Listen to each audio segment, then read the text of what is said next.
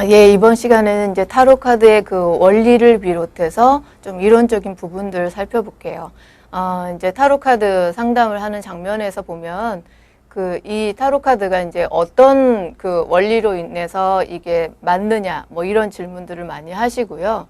또 뭐 실제로 타로 카드를 하다 보면 신기하게 잘 맞는데 이게 어떻게 맞을 수가 있느냐. 그냥 단순히 카드를 그냥 무작위로 뽑는 것 뿐인데 어떻게 그 질문에 대한 답이 될 수 있는지 그런 거를 신기해하면서도 또 의문점을 가지기도 하고 그래요. 그리고 이제 타로 카드를 사용해서 이제 타인에게 상담을 해주는 장면에 가시게 되면 이제 그렇게 묻는 분들이 많으시죠. 예, 이게 이제 타로 카드가 미래 예측을 하는 타로 카드가 맞는 그 원리나 이런 것들이 있느냐 그런 설명을 요구하는 것도 상당히 자주 만나게 되거든요. 그래서 타로 카드를 공부하시는 분들이라면 이제 기본 상식적인 수준에서 또는 이제 자신도 타로 카드가 이런 메커니즘으로 맞게 되는구나 하고 이해할 필요가 있기 때문에 예, 그래서 타로 카드의 어떤 원리 이런 것들을 좀 몇 가지 정리해 보도록 하겠습니다. 사실 그 타로 카드의 원리에 대해서 정확하게 뭐 과학적으로 딱 규정할 수 있는 부분도 아닐 뿐더러 또 그렇게 한 것도 아직은 없어요. 그냥 이제 그 나름의 어떤 타당한 설명 방식으로 설명을 할 뿐이죠. 그래서 타로 카드가 이런 어떤 원리에 의해서 맞는 것이 아니냐라는 식으로 그런 식의 이제 얘기들, 주장들 그런 것들이 있는 거고 어떤 딱 한 가지 원리가 정확하게 타로 카드의 원리다라고 누군가 이렇게 딱 규명한 것은 아직은 없습니다. 그렇지만 또 이런 그 각자의 주장들, 타로 카드가 이런 원리로 된 거다라는 이런 설명들이 또 전혀 뭐 근거가 없는 그런 것들은 또 아니죠. 그래서 이 타로 카드의 원리를 설명하는 좀 몇 가지 원리들을 보면서 대략 이제 이러한 그 시스템을 통해서 타로 카드라는 것이 어떤 미래에 대한 답을 뽑아낼 수 있겠구나라고 이해하는 정도로 알고 계시면 좋을 것 같습니다. 제일 먼저 우리 지금 타로 카드의 원리 중에서 한 6가지 정도 원리 정리해 볼 수 있는데요. 제일 먼저 이제 스냅 사진 이론이라고 그래요. 그래서 말 그대로 스냅 사진처럼 어떤 순간을 딱 찍어서 그 찍은 사진이 이제 타로 카드라는 거죠. 예, 그래서 어떤 우리가 살고 있는 이 우주 공간에는 이미 과거, 현재, 미래가 동시에 존재하고 있죠. 예, 이런 얘기는 아마 뭐 많이 들어보셨을 거예요. 그런 전제하에서 그 어떤 해당한 순간을 스냅 사진처럼 딱 찍었다면, 그래서 딱 정지시켜 놓고 그걸 자세하게 들여다보면 그 안에 과거, 현재, 미래가 다 있기 때문에 그걸 읽을 수 있다라는 거죠.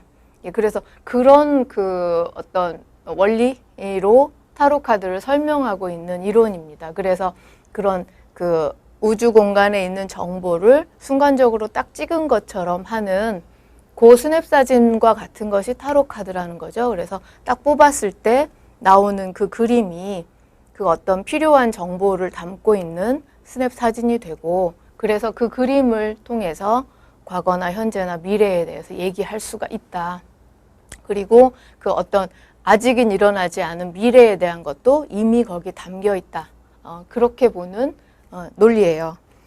그리고 이 지금 스냅 사진 이론은 이제 이 용어는 스냅 사진이라고 이제 설명하기 좋게 스냅 사진 이론이라고 얘기를 하는데, 사실은 제가 설명드린 그 내용이 같은 내용으로는 많이 아시지만 프랙탈 이론도 지금 그런 얘기를 하고 있죠. 예, 우주 정보라는 것이 어떤 우주 안에 작은 어떤 세세한 부분에도 전체의 어떤 정보가 다 들어있다라는 것이 프랙탈 이론이기 때문에 우리가 그냥 무의미하게 뽑는 것 같은 이런 타로 카드 그림 한 장에도 어떻게 보면 우주 전체의 정보가 딱 들어있다라는 그런 관점이에요. 이거랑 또 비슷한 게 지금 스냅 사진 이론과 비슷한 게 프랙탈 이론이고, 이거랑 또 비슷한 게 홀로그램 사진으로 설명하는 홀로그램 사진, 그러니까 홀로그램은 아시죠? 이렇게 입체적으로 영상이 이렇게 공간에 뜨는 건데, 그 홀로그램을 이용한 실험에서 그 사과를, 큰 사과를 잘게 쪼개서 어떤 사과 조각, 한 조각, 예. 사과 조각을 이렇게 하나요? 예.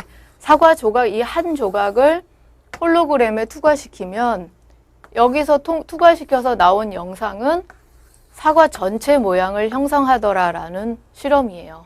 그러니까 이 사과 조각의 일부분에도 이미 전체의 정보가 들어있다라는 이 원리를 얘기하는 거죠. 같은 실험으로 이제 물결 실험도 있죠. 그래서 이렇게 큰 그릇에다가 이렇게 물을 가득 담고 진동을 주면 물결이 이렇게 파동이 일어나잖아요. 요거를 그대로 순간적으로 딱 얼려서 그럼 이렇게 물결이 이렇게 모양이 있는데 거기서 요만큼만 떼내죠.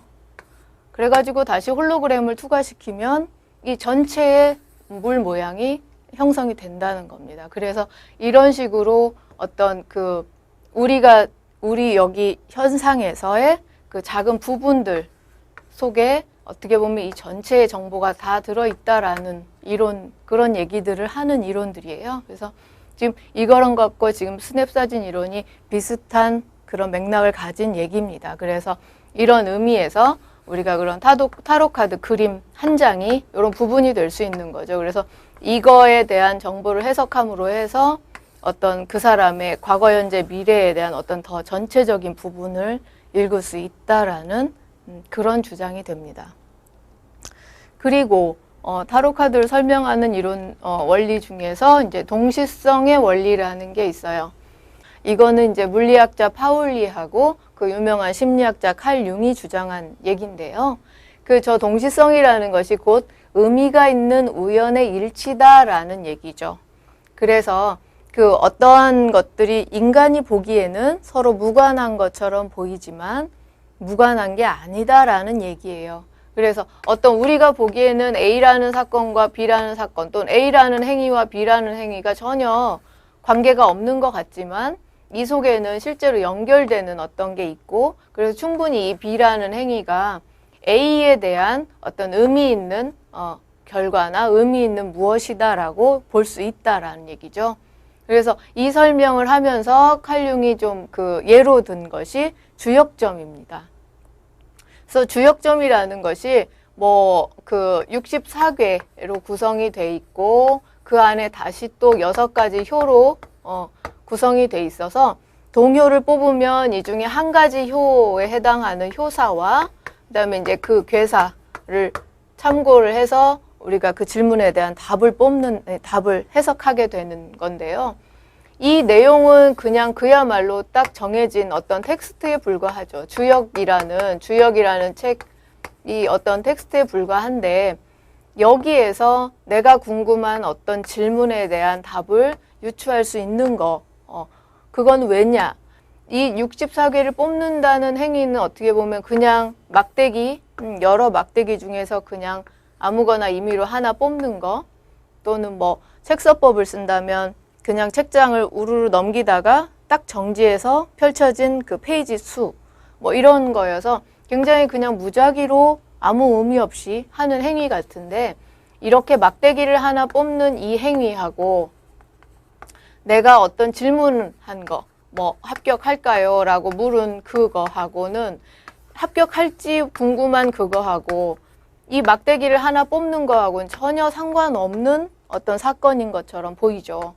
그렇지만 이 안에는 분명히 연결된 부분이 있고 이 뽑힌 막대기 요 자체가 이 질문에 대한 어떤 의미 있는 우연이다라는 설명이에요. 그래서 이런 설명을 바탕으로 타로 카드도 설명할 수가 있는 거죠. 그래서 어떤 질문을 하고 카드를 뽑을 때 그 여러 장의 카드, 그것도 뒷면만 있어서 그냥 보기엔 다 똑같아 보이는 카드예요. 그 중에서 그냥 아무거나 무작위로 무심하게 고른 것 같지만 그래서 내가 질문한 이 합격할까 하는 내용하고 이거하고는 아무 상관이 없는 것 같지만 그 속에 보이지 않는 연결성이 있어서 내가 질문한 그 질문에 대한 해답을 여기서 가지고 있다라고 설명하는 겁니다. 그래서 이 동시성의 원리로 이제 설명하는 것들이 무의식의 얘기에도 같이 이렇게 곁들여서 하게 되는데요.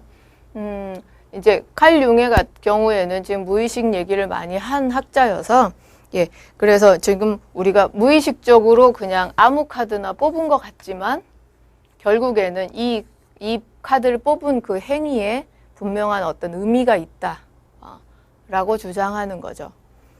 그리고 그 다음에 이제 또 타로 카드 원리를 설명하는 것 중에 아카식 레코드의 원리라는 게 있습니다. 아카식 레코드라는 용어는 많이 들어보셨을 거예요. 그 예언자 에드가 케이시에 의해서 좀 유명해진 그 용어죠. 그래서 그 우주 안에, 우리가 살고 있는 지구 밖의 전체적인 우주 안에는 그 온갖 그 세상 모든 것에 대한 정보들이 다 있다라는 거예요.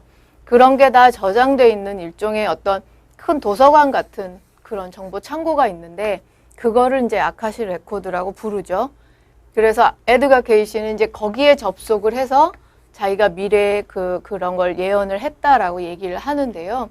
그래서 이 아카식 레코드에는 정말 그 지구상에 살고 있는 그냥 아주 점처럼 작은 한 개인의 일상사에서부터 어떤 큰 지구가 처음에 몇 천만 년 전에 생겨서 행성이 소멸되고 하는 이 거대한 과정까지, 우주의 소멸 전체까지 온갖 정보가 다 들어있다는 얘기입니다. 그래서 한 개인이 그냥 정말 너무나 사소한 것 같은 자기의 일신상의 어떤 질문을 하더라도 그 자체도 아카식 레코드에 다 기록이 돼 있기 때문에 그 정보를 알 수 있다란 얘기죠.